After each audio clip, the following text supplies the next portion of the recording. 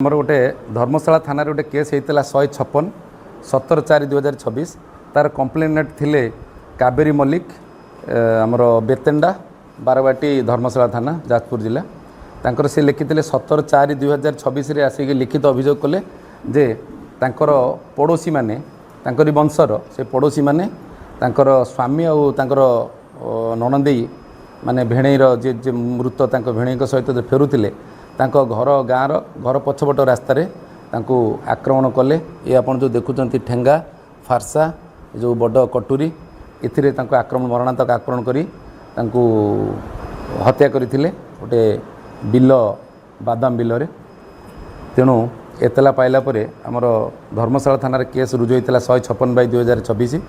IIC और तांको team आम एसपी सार को जाजपुर को अवगत कलापर स्पेशल टीम करा जाई आमर प्रथम 17 तारिख दिन जेहेतु केस है से 8 जन को गिरफ्त कर फरवर्ड करूँ जो मुख्य अभियुक्त जो 5 जन आउ थिले से माने खोजाखोजी भितर से माने ओडिशा छाड़ी सूरत पलैथिले तेणु आमर गोटे टीम सूरत जाई एसपी जाजपुर सार निर्देश क्रमे एवं डीजीपी महोदय